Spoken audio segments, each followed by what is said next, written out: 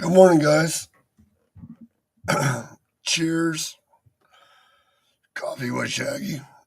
In the morning. Always in the morning, getting going is rough. How's everybody doing this morning? It's like what? 2 minutes till 8, 7 Central Time.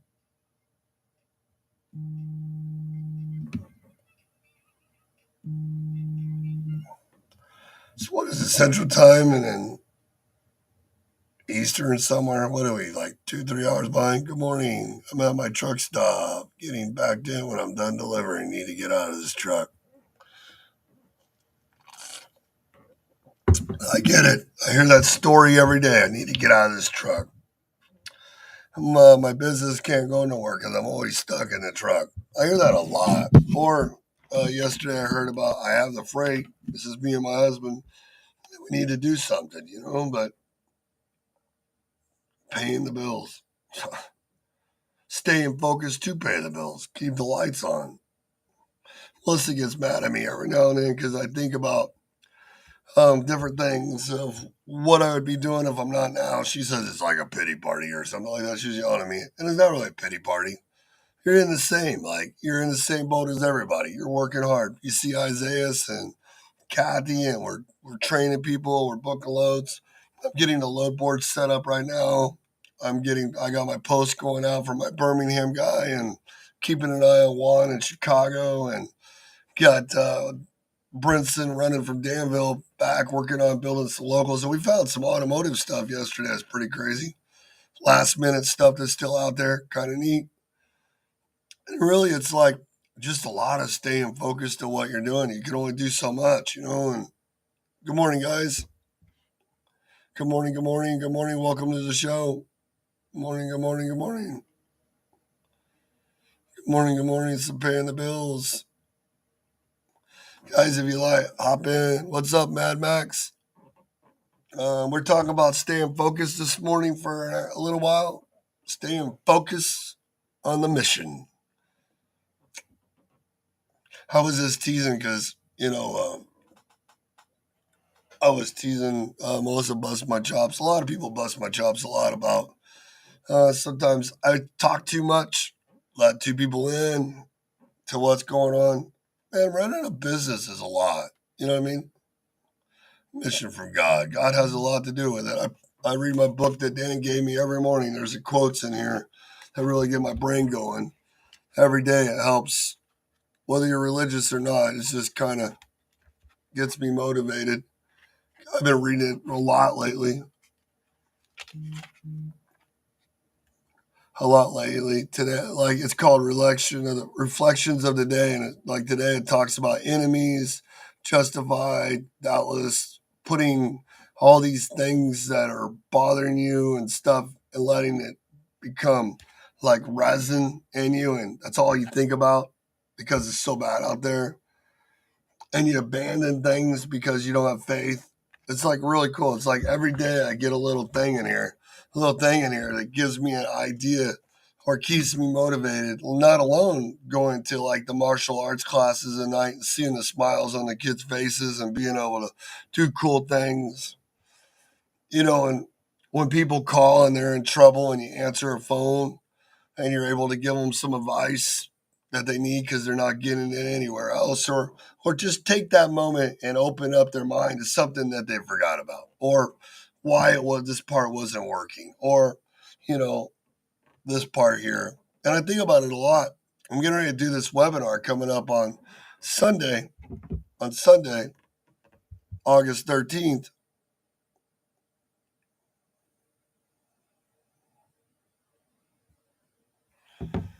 Sometimes it is.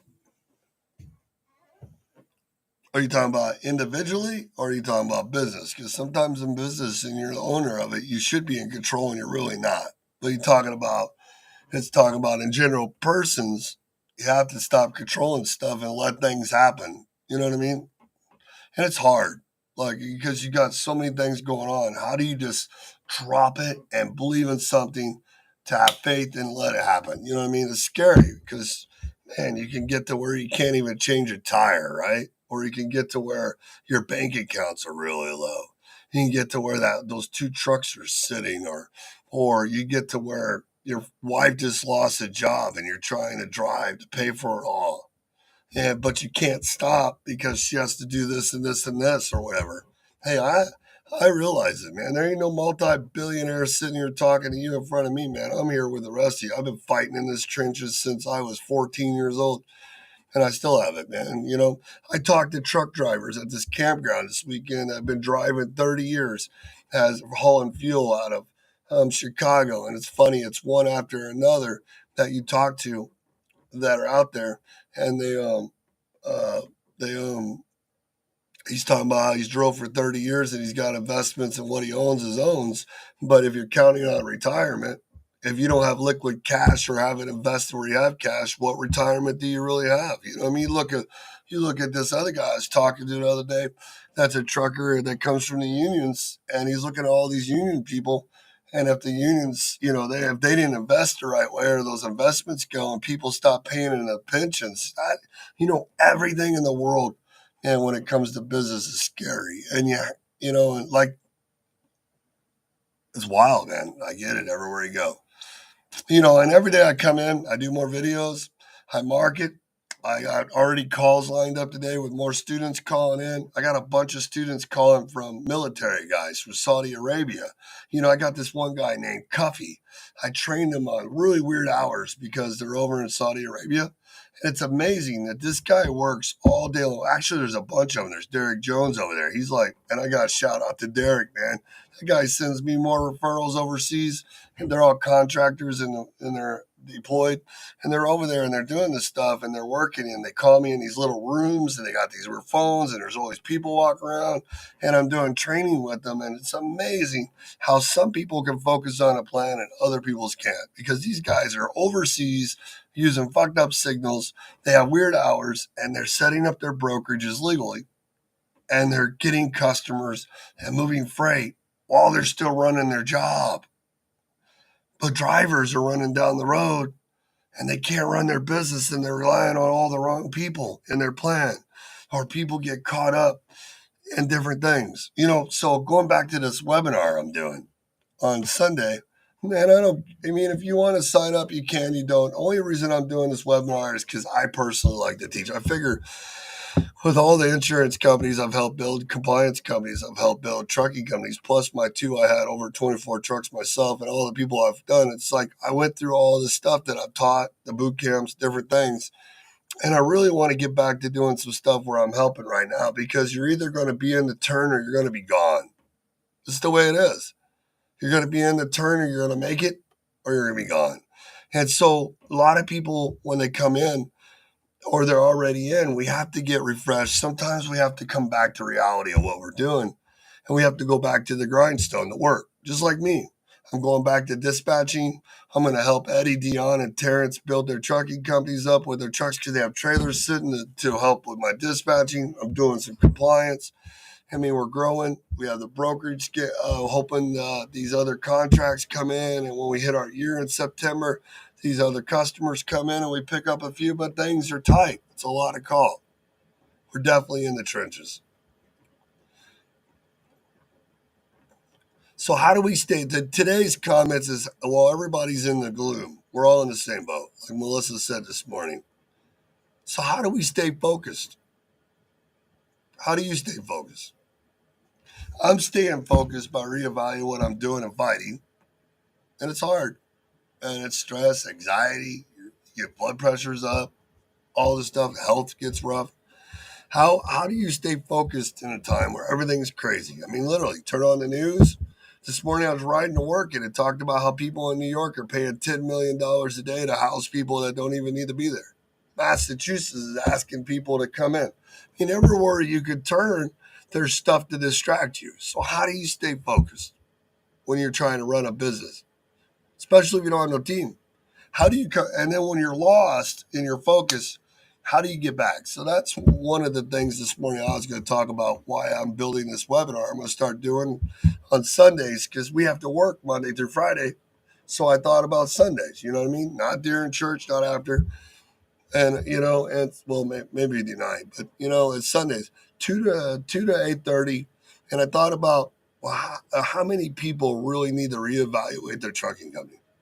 Or reevaluate why you got it. And I'm not talking about opening up an MC number LLC, getting a brokerage, learning how to grab a load board or whatever.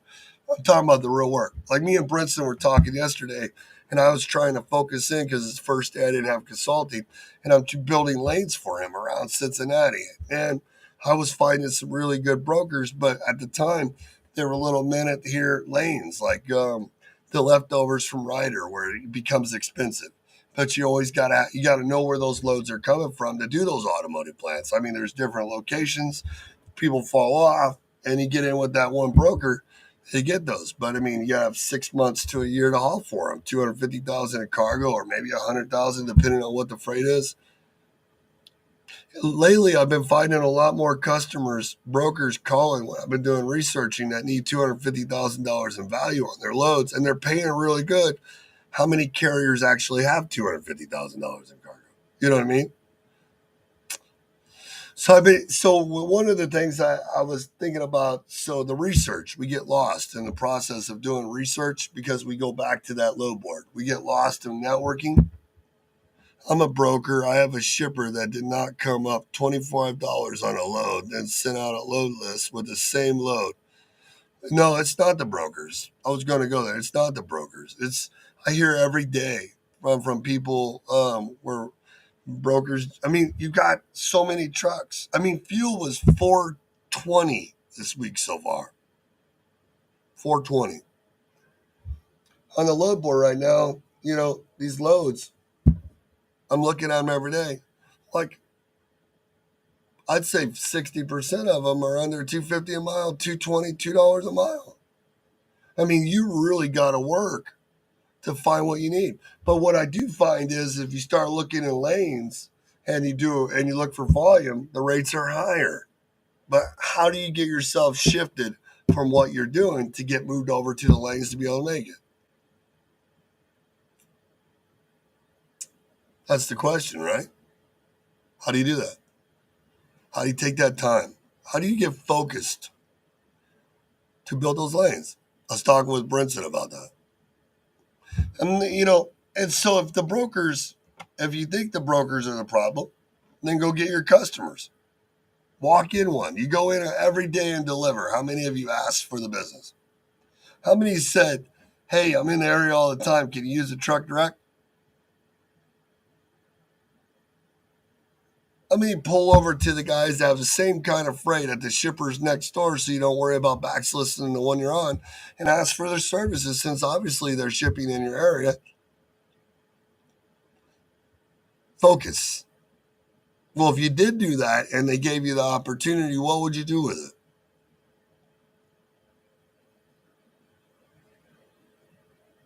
Do one load with your one truck, two trucks? Would you go and add a brokerage so you can help other carriers and service the customers so that some other broker that would don't come in and take it? because they have more connections to you because they can work with more carriers because you haven't figured it out yet? If you were to do that, do you understand the percentages so that way you actually make a paycheck? Not wait 60 days and go out of business because you didn't know how to do your numbers as a broker, let alone as a carrier. Everybody wants paid. How you move 180 loads, make $4,000, $5,000 profit to $15,000 profit. But if you don't see the money for 60 days and you had help move all those loads to keep from claims, how do you pay them? Do you have the money saved up front? Is it in your bank account? Just hoping it floats.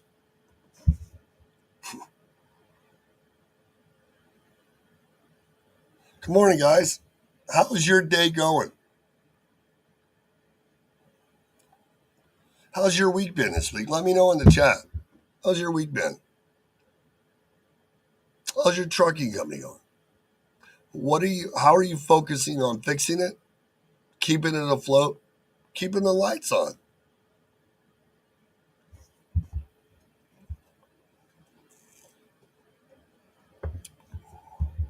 Freight's still moving.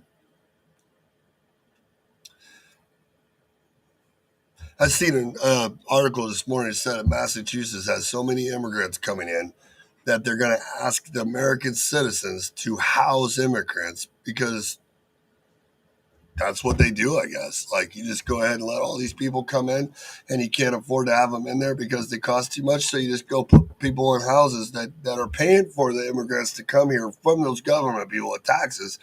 And then they want you to pay for them the fee because they ain't got nowhere to go when their houses. Because it is the American way to do that. Isn't that crazy? Well, we're all counting dollars now, right? Everybody? At least the people I know are working hard. Can you guys afford to put four more people in your house besides the one you have? Where does that get decided? This is weird right now, everywhere you look. But I'm not going to get political or government or nothing like that because nobody wants to hear that stuff. Like, I mean,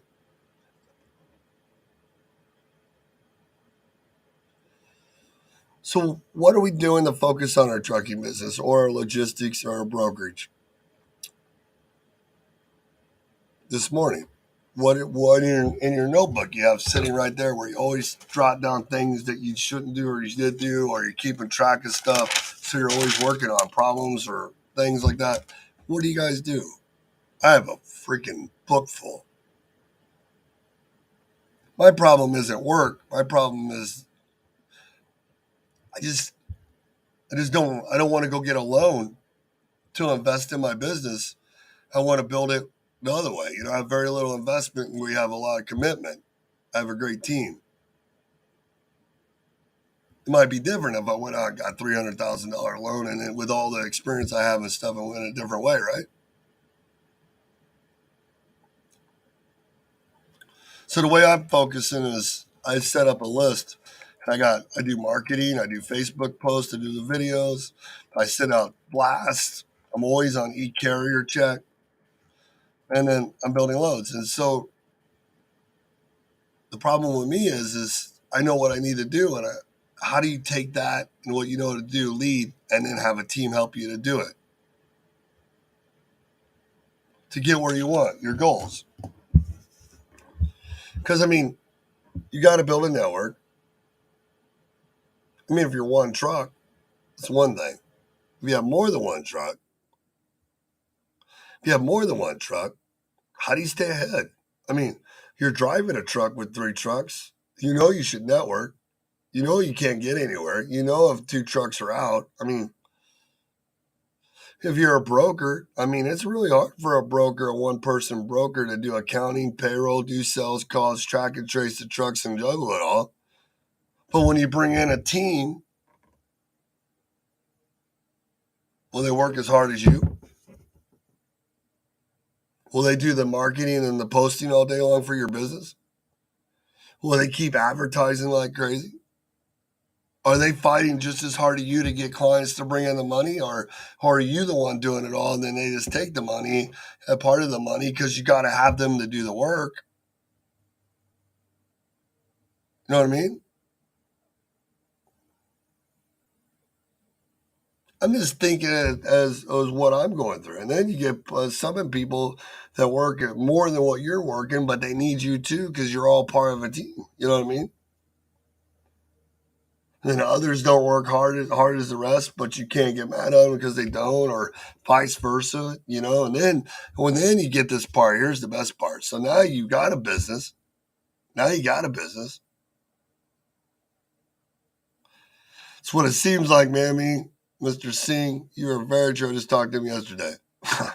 It seems like it is. Like literally, like honestly, like my memories. I talk to guys all the time in trucking. And I'm like, how do you got retirement? You've been at the same company for 30 years. It's like, man, we're because if you don't have the liquid cash or you don't own it in front of you, it's not paid for, you can't resell it. How can you guarantee it? Otherwise, you're just a revolving door, working every day, paying the bills, running off, hoping that when you die, your kids will come see you and you did something good for yourself in life. I'm just playing. You know what I mean? I don't know. That's the way I feel. I mean, I've been doing this, 18 years, and I've been up, down, owning a business. I mean, shit, sometimes you got this, it changes every year. It's never the same next year. This year won't be as good as last. It's like everybody's waiting for the turn in 24 and 25. Well, what if it don't happen? What if it's 26? What if it's 24 and then 25 is bad again and then 26 is good? Is it how it works? But anyways, so that's why I built this webinar that's coming up. It talks about all this stuff. It talks about the trucking, a bunch of fine points in trucking about what we didn't do, what we should have did, who's going to help us, why didn't we do that, and where we're getting this. Not starting a trucking company. The things you're going to need to know. And I talked about understanding cost operations of 4 different types of equipment because it seems like nobody knows what a fleet is, especially the difference between a fleet leased to man meets trucking company. Right? That's the difference. Like a guy that owns trucks with drivers leased to a carrier that takes a percentage. You understand? That's a lot of fucking money you need to make for that one guy. Each truck. People don't understand it. What is the difference of owner operators than a company driver to you owning the truck and driving it yourself? And then how does that work in a business process? Does it work for you? Or does it work against you if it ain't working? Like if you have 3 trucks and you have to drive one and one truck's broke down or 2 trucks, that could be working against you. That could be an eater. What's up, Hawkeye? I'm just warming up. So, you know what I mean? Focus. What is the focus that you have? Right? Today is about focusing on our business. How do we stay focused with so many distractions?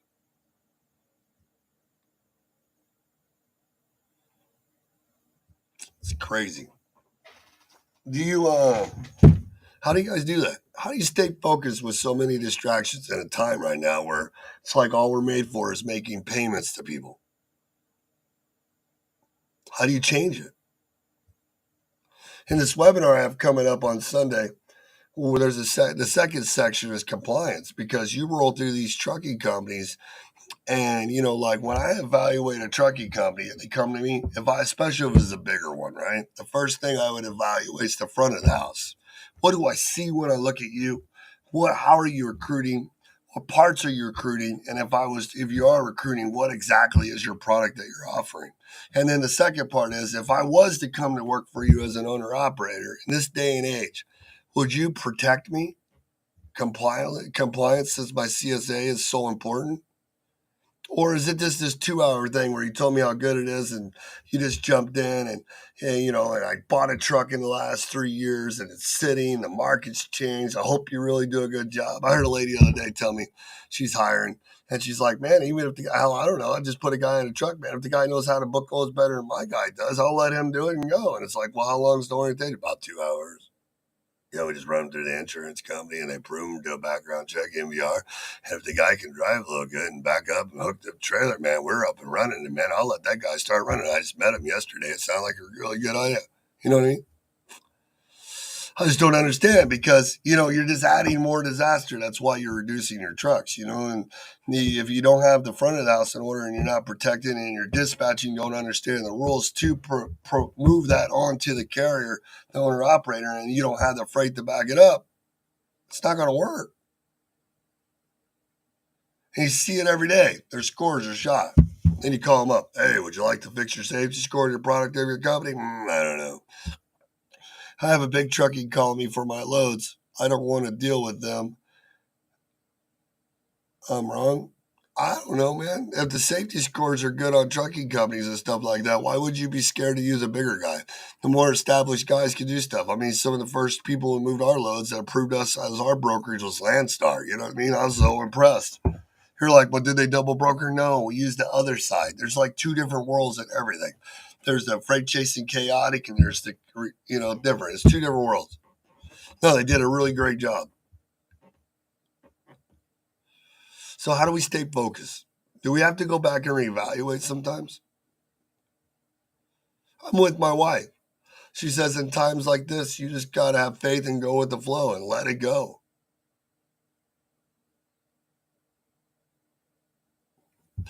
I want to ask a question too. If you're a one truck company and you go to two trucks, right? Two trucks and three trucks. You sit down with your wife, you sit down with your partner, and you say, I am going to add a second truck. Because I'm telling you, I messed this up twice. And I messed it up twice just because I was dumb and I relied on friends that had stuff. And I thought if I just worked with them that way, it would always be great. But it's never always great because it's friends, it's people, it's family. Haven't you guys seen it? We haven't been to a family reunion in like last 15 years. And if you did go to a family reunion, you'd probably feel like you're on one of those chessboards, checkerboards. And it's like, hey, Jimmy, stay over there, man. I seen you on Facebook. Yes, dude, you're doing good. Great. Hey, you're good. Nice to see you. It's been years, Hey, would you like to get in business tomorrow? Yeah, it sounds like a great idea. Let's invest. You're going to be around forever. You know what I mean? You hear that story every day because we don't have that in America anymore. Maybe 2 out of 10 families. Tell me I'm wrong. And then whenever it's over with, will they pay your bills when you're the one that took the risk? Are they going to come and write a check for you and say, sorry, Shaggy, I'm so sorry I went that way. We're still making money and we are doing good, but I'm sorry you lost it. But thanks for letting us learn on your behalf while we're there. Have a nice day. You're left hanging. So should you be in charge? Should you understand what you're getting into? I think so. You're the only leader.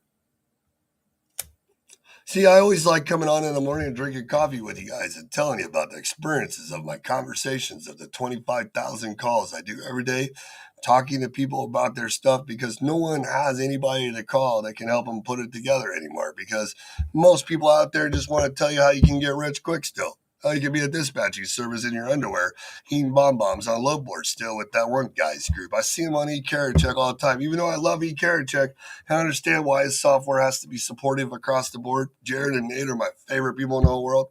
I support them more than anybody because their software is the bomb. I mean, it's huge. But then again, if you don't want to do the work and you don't want to focus and make phone calls, you better not use their software. You better just stay right there on the load boards crying. You know what I mean? It's like you think about it, right? You go to eCarryCheck right now and you look at Cincinnati and you take assets and you put 2 years in authority so you know they're not brand new and they're somewhat active and you call all of them and tell them what you want. You call Elmore then Cuts. You know what I mean? It's like he's a broker and he's in social media and stuff like that. And you're wondering why a broker would have Elmore then Cuts. Is that the name of your brokerage? I mean, are you using Elmore then Cuts to screen yourself so no one knows who you are? I mean, why does it say Shaggy's Logistics on there and you have your other, Elmore Cuts over there in some other group? Does it say that on here? It says you're Elmore then Cuts. I mean, if you're asking questions in networking and marketing and wanting people to know who you are, why does it say EKR Logistics? Show a picture of you. And when I go to log on, it shows people moving your freight and trucks sending stuff across to to the account. Why does it look like you're Elmore then Cuts? See, Hawkeye Dispatch tells me that Lee is Hawkeye Dispatch. So if I go to Hawkeye Dispatch and follow his website, I find interesting stuff. I mean, a whole story. More than cuts. It's always great when your customers are on social media too and you build a relationship and they Google you sometime and they have a guy named L More Than Cuts running around moving their freight. Just saying, right? L More Than Cuts. What's that mean? L-E-L-E-K-L. Okay, I'm just asking. This is marketing. I'm looking at a view. You know what I mean? Like, so, I really didn't have a lot coming on. I just know from conversations that people focus is a major priority right now and distractions are big. So how do you keep from the distractions to let it go and stay in your business? You know what I mean? Hell, we own a rerun a taekwondo school, right? Martial arts for kids. My wife loves it. My daughter teaches it, and I'm getting my black belt, and I've been in karate forever, martial arts. So I'm delayed. So I'm getting my black belt finally after years and years. And then I'm going to go with my wife and get registered in Krav Maga so I can help my wife do Krav Maga at our school and have a guy figure there. And I like Krav Maga. I love it when the ladies flip me through there and the kids come in. My face is still swollen because we have a girl in our class that's learning.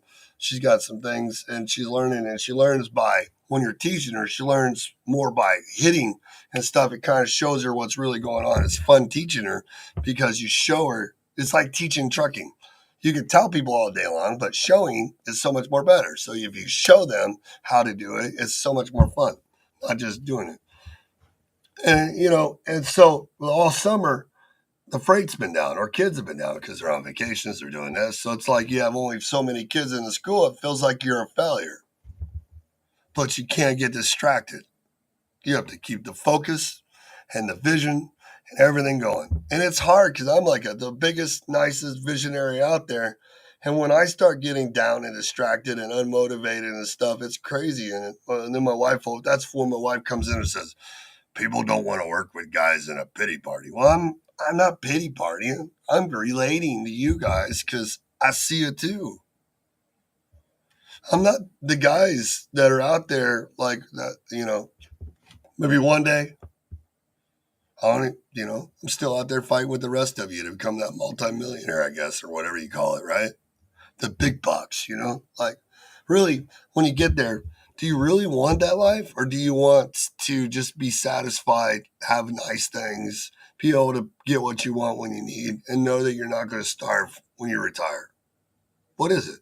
Which one is it? Focus. Maybe you want to be remembered for doing something good when you left and just be a nobody. Maybe you don't care. You know what I mean? Focus and distractions in the trucking world dictated by our wonderful government and everything else going on.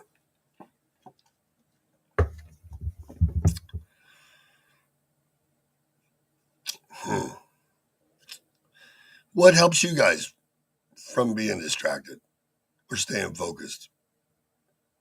Give me some tips. Do you guys write out outlines every day to keep you focused? Do you have like a calendar? Do you have like a description of what you need to do? Like you write down today, I'm doing this, this, this, and this, and I'm going to stay focused at this and not let distractions because I know this is going to make me money.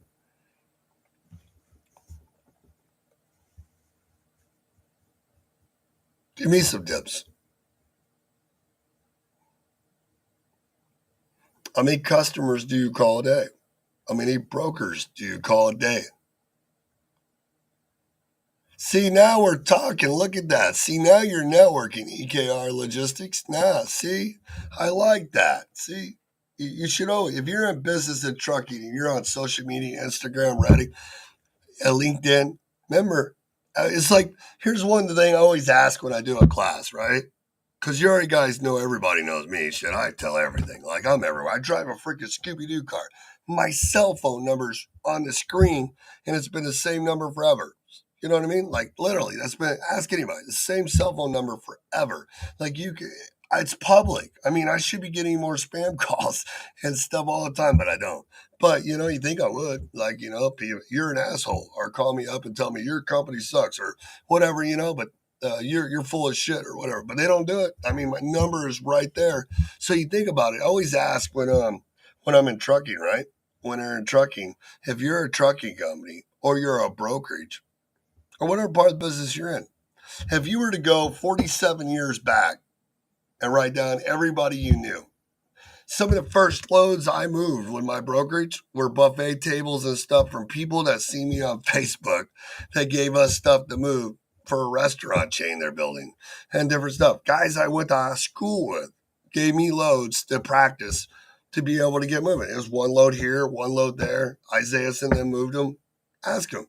And it's like, it really wasn't nothing big, but the experience to go from Massachusetts to freaking Mount Vernon, Illinois, you know what I mean? To deliver buffet tables and arrange all that. We've done it before, but my first so many loads came from people I know. Guy right here in town, Chuck, needed a machinery move because he's always working. So we picked up a piece of machine, got a hotshot guy and brought it over. My first couple of loads helped us build credit. 2 loads we moved from a friend that was really crazy, went from LA to Connecticut. We used Landstar. They had pre-approved us. Those little things when you're starting from people help you learn the experience so you don't mess up. How many people know what you do with your business right now? You know what I mean? You're welcome. That's how I am. Like, I'm not beating up L more than cuts.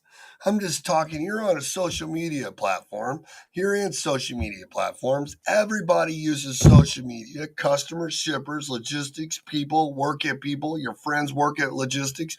Your friends have jobs. Their friends have jobs. So what do I see if I see you? What do you see if you see me? What do I tell? My problem is I talk too much. I really need to learn to shut the hell up and keep my everything to myself and run a business, but I don't know how. Fortunately, I wish I did. I wish I did answer the phone call sometimes. I wish I'd keep it to myself. I wish I was the meanest guy to go and commit fraud and make all the money in the world like these guys are with double brokering and bullshit, because I know how to do it better than them. Let me tell you, we could have a whole fucking show on it if you want. You want about fraud, about taking stuff. Man, shit, you could go and steal so many loads in a matter of minutes if you wanted to and make a lot of money. The problem is, I guess I live in the United States, I can get caught. I need to move outside the country before I do that. You know what I mean? It'd be a little easier, I guess. I don't know. Really, you always say it, but I don't know for a fact. Can they prosecute people outside the country for committing fraud, or can they not? Because it seems like they can't. But do they really? And we just don't know it? What's up, my best friend, Kyle Grace? I love this guy, man. Morning, Chad. Keep spreading the good word, brother. Never give up. Never stop talking. Hey, same to you.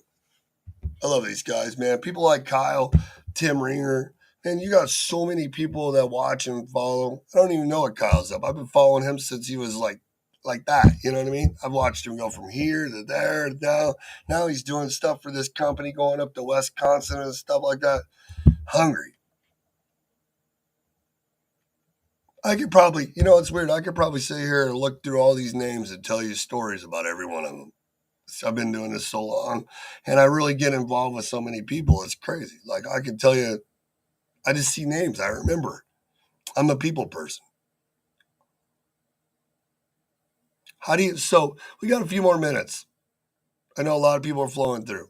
So this morning, when it's all gloomy, the lights are out, bills suck, bank accounts are low, things suck, customers are like not budging right now because they don't have to, because everybody's telling them they don't have to. What do you do? Like, there's a lot of brokers out there right now that are mom and pop brokers like EKR Logistics. Does he do dispatching? I mean, how many times is EKR Logistics going to keep calling customers, right? And they say you don't have assets before he decides to open up a trucking company with asset. Or maybe he goes and partners up with a guy. Yeah, if you guys need mentorship, man, I got one-on-ones on my website. We have a webinar coming up on Sunday. It's going to be a really cool webinar. It's going to be 6 hours long on Sunday. It's $300. I didn't do it expensive because I know people are hurting. Man, we're going to reevaluate your trucking company, and I got a workbook, right? Because so we're going to be like, okay, why did you start your trucking company? Because I know you forgot. You're going to write it down. Who's going to help you and involved? And when you do this, I mean, what kind of trucking company are you going to have? One truck, two trucks, four trucks, five trucks the next year? Are you going to drive? Is your mom going to drive? They're going to come through and you're going to have owner operators because this is a problem, right? So we're going to fucking write that down. And then you're going to tell me where you're going to get equipment, how you're going to get equipment, where you're going to put. Then we're going to write that. And I got a few more topics that are really important, right? Right? Then then I'm going to ask, well, how are you going to protect that authority? Because people aren't doing it. There's a difference between one and one, too. Then we're going to talk about understanding costs so you stop worrying about what brokers are keeping and what carriers are not giving, and you go and find your rate. Well, once we figure out the type of rates for all the different equipment, you're like, well, I know my rate. Well, what's the rate of the people that you're going to bring on so you can diversify? And how are you going to put that into your plan? And then with this, then how are you going to pay all that? Where are you going to get it from? Are you going to just jump last minute? Are you going to be stuck like these guys are in the first 6 months? I mean, there's guys that are a year or two in that still ain't figured it out. There's guys 15 years that are still being a slave to their business. You guys understand this, right? I talk to everybody every day. It's like, to me, it's like you're running a business. Where's your plan? Is it written down in a book that you can go back to and say, shit, I should have kept to this. Why did I stick to my plan? Mm-hmm. I don't know. Because, I've never seen people do it. So then you understand your costs. Then you got to go tell people about it. I just told you a second ago, if you guys right now sit there and draw everybody that you know, their family, their friends, that could help you with leads or freight and your trucking business, do they even know you own a trucking company? Like, go to church on Sunday and look around and see how many people really know what you do and tell me why you do it.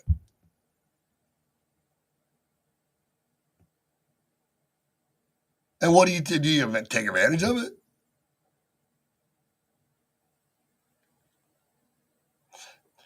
And then once you figure that out, then you got to figure out how long am I going to sit here and have fucking EKR Logistics call me up and say, I don't really work with big carriers. I only like the little guys. The little guys work a little better. So then he calls me up and says, my name's EKR Logistics. I was calling because I see you got a truck in Dallas, or a truck in Columbus, Ohio. And we got this new customer coming up. His name is Stanley Steele. And they got these loads on Tuesday, Monday, Wednesday, and Friday for 2 trucks. I see you got 4. And you're like, well, really? And you don't have any trucks? You're just a broker and you're bidding this right now and it's right down the street. And don't tell me they don't do this. They do it every day. Even if you're not set up, I hear all the time where brokers are calling me right now and I can get them to tell me everything about the load. And then they tell me, well, yeah, you're not 6 months in business. Oh, really? That's amazing. Okay. Does your customer the one that doesn't like the 6 months of business, or is it a company policy, right? And the guy says, oh, it's company policy. Customers wrong there. Oh, it's just us because of fraud broker. That's what the guy tells you right there on the your line. So you don't have no trucks? No. Are you the only broker that works in the place? If it's the only broker, it might be an anesthesia. There's multiples. Oh, really? Then you Google it up and there's carriers too. And you're like, I guess if I knew how to make a call, I knew what to do with the freight, I'd do it. So that's the next question is, why does everybody think a broker is just a guy that sells freight? Why can't a brokerage just be a piece that leverages your trucking company to service customers and help a few other carriers so you can build your product for yourself?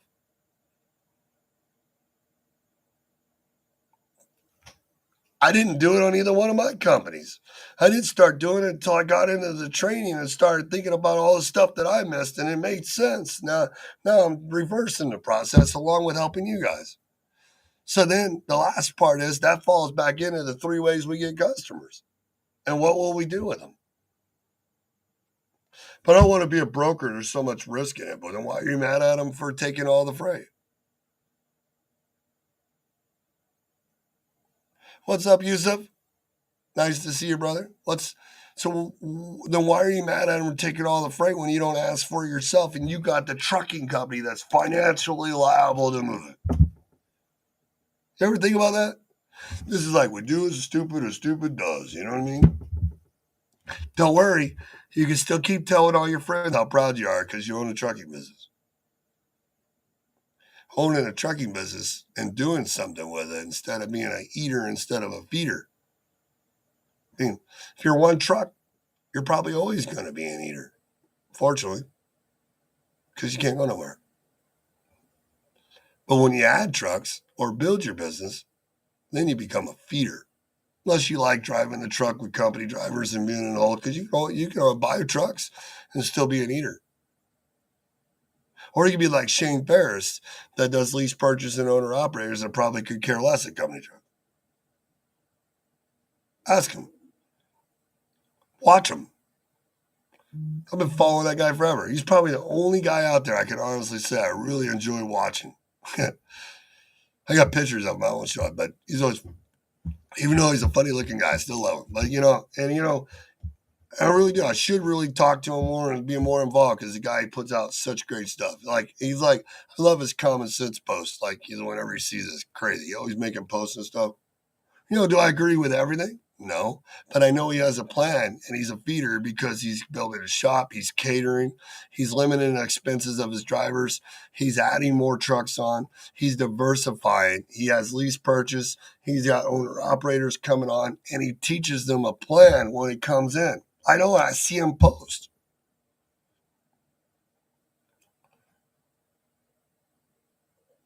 Yusuf says, I was working in a dispatch company, but now I'm making my own company. That's freaking awesome.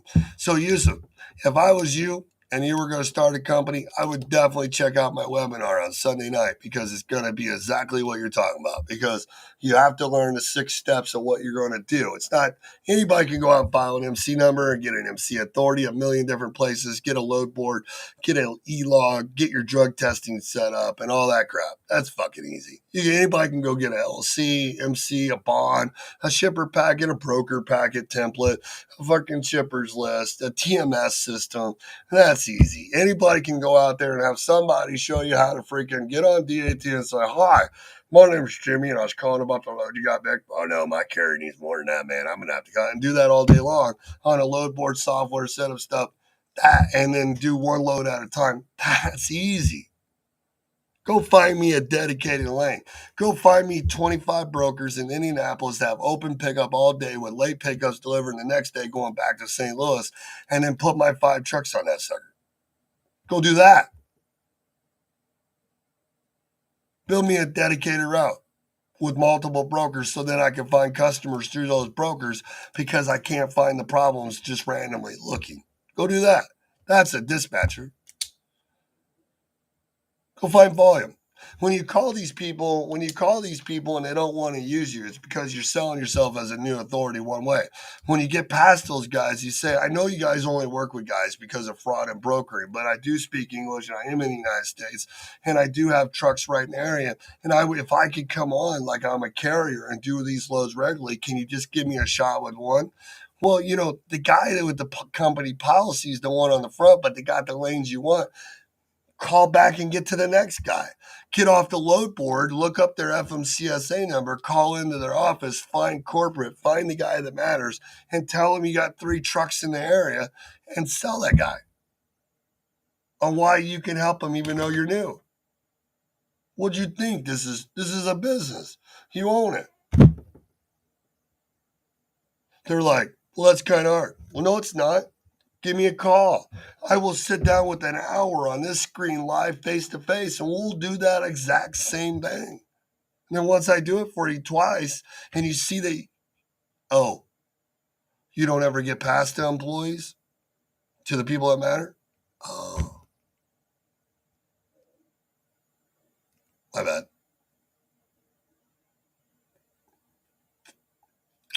But you think about it. There's a lot of mom and pop brokers out there that did it backwards. You only got in because you wanted part of the business. Hell, every day you hear owner operators tell you when you're broker and freight to them, man, if you had your own trucking company, I'd lease on. You're like, I don't know. I just want to be, you know what I mean? Hey, and then, how many times do you leave money on the table with your customer and lose your carrier because you don't know how to sell freight to them more than one way as a broker because you weren't taught the other side. You think about it. If you work so hard to get the one carrier to move the one load that your customer has more of, right? More of, right? Why wouldn't, if he don't know how to get himself back there, why wouldn't you want to? Don't you think if you got him back and you could help him average, it would give you more money with your customer and leverage some of these cheap ass rates we have right now?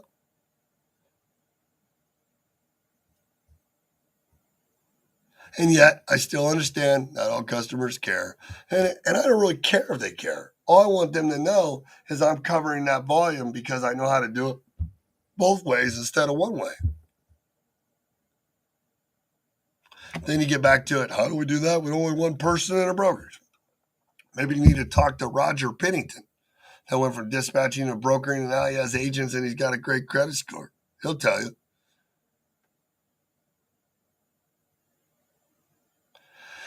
I don't have a WhatsApp app. I barely have a Facebook app. So we could talk face to face when you set up we do go-to meetings like this. I use go-to meetings. So when I do one-on-ones, because I only train face to face. So I do everything in one-on-one, go-to meeting, or you can fly to Terre Haute, drive to Terre Haute, Indiana, and you could come and join me right here in my office. And you could do 3 hours one day, 5 hours one day. You could do 3 days straight, whatever you want to do. I just do it by the hour when you come. And or I have this, like I said, I have the webinar coming up on Sunday. And then if you guys need help with compliance, safety, hiring, recruiting, drug testing, IFTA, setting up your authorities, we have Shaggy Solutions. If you guys want to help, if you like, here's the thing for you. If you guys are carriers out there that go through my videos and you guys have customers potential, but you're not doing with them because you don't have the capability of having a brokerage, hey man, call Isaiah and William and Shaggy's Logistics. We're established. We got carriers. If you want us, our brokerage, to help you guys as carriers go get customers and move freight and help you move the overflow while you move it because you can't fill in that hat yet, dial 812-870-2039 and call me and we'll help you. Ask anybody. So, if you're having trouble with insurance or you want to do equipment financing, I'm even really trying, me and Justin and guys and whoever else, we're really trying to help a lot of carriers with dispatching. I mean, I got Danielle that called because her dad's by himself, other people, and you can always trust somebody. I don't like being a dispatching service. I just don't like people failing. And I see a lot of it. And obviously, I'm doing it because I want to help my brokerage. And if I can get flatbeds in here and drive-ins in here, then I can go and get more customers with the assets, and I can be able to cover this freight that I need to cover because people don't have a clue. And I would rather do it round trip. Use the same guys all the time. If they can do it themselves, by all means, right? So if you guys need help, just go to shaggysconsulting.com. There's my registration for the webinar on Sunday. We have the consulting under Pick Shaggy's Brain, or there's my cell phone. Dial 812-870-2039. Anything we talked about this morning, I'll help you with. And I appreciate you guys like crazy. And I'm not mad. I'm not down. I'm not gloomy. I'm not depressed. I'm not upset. It's just that time. We're in a market where it's freaking rough. Frank tells me all the time, just go relax. Melissa's telling me, you got to go with the flow. I get it. But what they don't understand is a guy like me, I'm trying to do my business. I have people I'm trying to care about in my business. They can make them money too. I need to cover for my family. And you know what it's like to sit here and do a type of business where you come on every day and people call you and tell you all kinds of sad stories all the time. And I don't even get, when they're doing that, I don't even get $100 an hour or $200 an hour like these freaking psychiatrists and stuff. I need to have one on retainer for myself just so I can keep my brain straight from all the shit I hear. How many of you guys out there that are doing stuff, or how many of these people out here that are doing this, or how many people that you have compliance companies and all this stuff really sit around and mentor and listen to this stuff for you guys all day long. When you call me up randomly, you're like, hey, I got something to ask. Or, hey, my truck's over here and man, we're at this shipper and we're getting killed. And if I don't get going, I'm going to lose everything and all that stuff. You know how sad that is? How many stories do you guys get like that a day where you sit on a phone and go through that with them? And I know there's like hundreds of people, hundreds of thousands of people say, well, why are you whining on Facebook? You chose to do that stuff. You're right. You are right. I did. I chose this done. Hey, EKR Logistics. Everybody's got lumber loads. Everybody and their fucking mom has lumber loads. That's why when you get lumber loads, your name's not the only one on the list. Everybody's got them. Like every numbnut in the United States can go and call lumber mills, and when they're adding people on, they add them on. When they're not, they're not. And then you just email them until they add them more on, and they get rid of a few, add a few, and you all get this big list of loads. And then all you do is call these mom and pop guys all day, and you hope to God you make 10% off of it, if that, probably, because there's no margins in it, unless you're doing like something really exotic lumber loads. Now we're talking because I have seen a difference in lumber and type of material and stuff like that. Some pays a lot better than others. So that's the exact conversation I was just having. How do you move lumber loads when most of the guys that you need to move them, you're going to need to do it round trip. So how do you go through that list? Look for volume, fill it, seal volume. I was teaching William the other day. I was like, William, go through the list of those big RFPs and highlight the ones that there's volume, same states, same lanes all the time. See how much there is, and then let's start working on just those on a regular basis, even though they go to a few different places, and then find trucks that can do that on the way back. And if we have to find some brokers at freight to give it to those guys to get on the way back, let's do that, or we can dispatch because they don't know what they're doing. And 90% of carriers are one way. Prove me wrong. One way. Today and tomorrow. Anyways, I mean, it's already been 50 minutes. I really have work to do. I really appreciate you guys. I try not to go that long, but there's so many people still on here coming in and go. I hope you love the information. And when I make and some people like I made a couple posts the other day, like I was making a post earlier talking about like when you're in your business, I see people all the time. They're like, and I did, and my brain thinks, so I just put it out there, and then my wife and friends have to go through and do wife and people have to be like, hey, what? Like Justin called, why do you put that out there? Or are you okay? Or Allie, like, because I made a post yesterday that said, man, fuck trucking. I'm gonna quit trucking, go on welfare, get a lawn mowing job, unemployed. I'm gonna go on disability and I'm going to do this and I'm going to do that. I'm going to do this. Well, I'm not going to do that. I haven't even ever had food stamps before. I'm not against anybody. I don't even know. Oh, the one time I wanted WIC, I got turned down.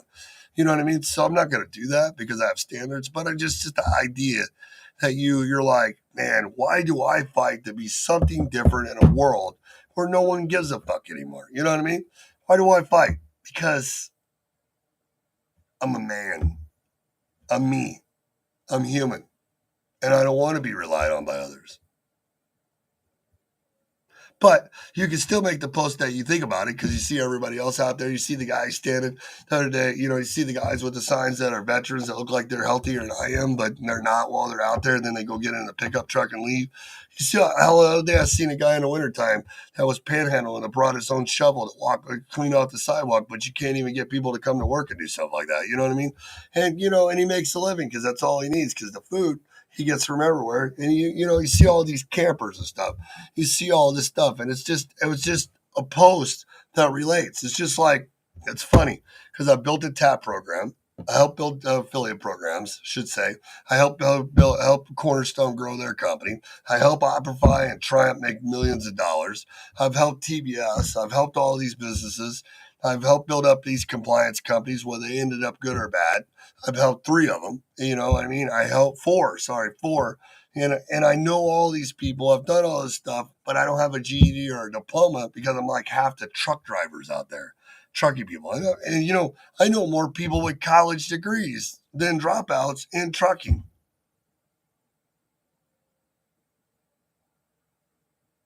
You can do that, but I don't do half an hours. You got to do the whole hour. You can only spend a half an hour, but you're not going to do a half an hour. Don't you see how I talk now? All right, so But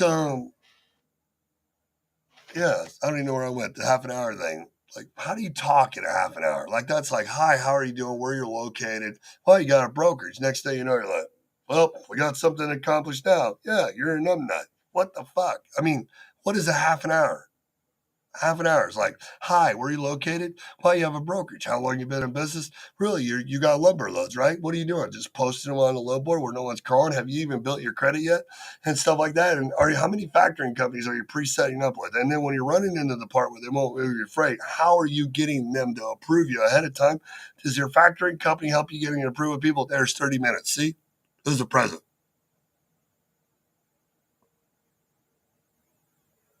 I helped you. I'm already thinking about what you're going to ask. It's amazing. But am I wrong? Isn't that what you were saying? Then you're like, well, this other guy, Yusuf says I'm going to open a truckie. Well, he's not going to do it in an hour. You know what I mean? All right, guys. It's been 1 hour. Hope you guys have a really great day. Today's Thursday, right? Yeah. So I will see you tomorrow, but I will not be on here. I will be at 11 o'clock. I will be on ecarriercheck.com with my buddy Nate and Jared. So you guys won't catch me on here. There will be no coffee in the morning, but we will be live on the page in the Facebook group at 11 o'clock with that company right behind me, ecarriercheck.com. You can catch them on YouTube. And I don't even know what we're going to be talking about, but he told me to come on. So whenever Nate calls and says, "Can you come on Friday?" And I'm always like, "Yes," because they're my buddies. So I always have to support my favorite guys. So we'll be there, and you guys think about what I said. Don't forget the webinar on Sunday. I mean, it's here to help you. It's $300 per person. It's going to have a workbook, and it's going to be freaking on steroids. And don't forget, you can come see me in person. We can work hands on. And don't forget all the other stuff we do. Have a great day.